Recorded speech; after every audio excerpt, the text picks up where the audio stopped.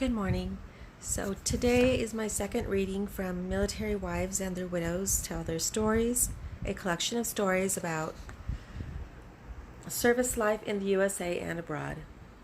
And again, this book was put together by the Society of Military Widows, celebrating the 50th anniversary of the Society of Military Widows.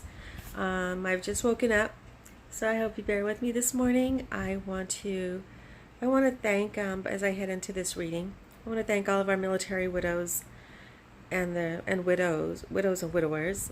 I want to offer a very big thank you for the sacrifices that so many of us don't even know or understand were made while husbands were deployed or wives were deployed, families that were missed. And I just want to say thank you. Thank you so much. This next reading is a Vietnam Widow's Words, a poem written by Patricia Barbie, who also wrote yesterday's reading. A Vietnam Widow's Words. If you never opened your front door to 3 solemn-faced Marines, don't put me down. If you've never heard them tell you your husband was killed in action, don't put me down.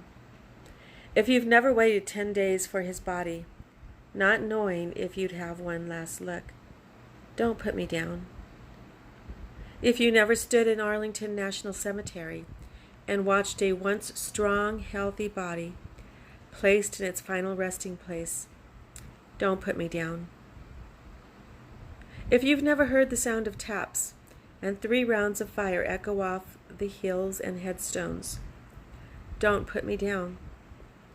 If you've never had a folded American flag placed in your hands and heard the chaplain express the sympathies of the United States of America, don't put me down. If your heart never bled and body never ached and tears never burned your face for the loss of one you held dear, don't put me down. If you've never wondered in your dark, lonely moments that your husband's decision to serve his country in the armed services was right, don't put me down. If you've never asked God why him, don't put me down. As you hear me rave about the money being spent on the Vietnamese, while Native Americans and native-borns are dying of malnutrition and lack of medical care, don't put me down.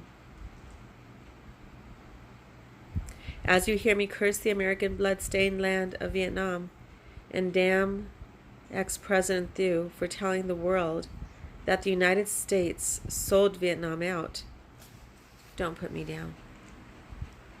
Don't put me down. That was a Vietnam widow's words. Thank you, Patricia, for sharing your husband with us. Thank you for your sacrifices.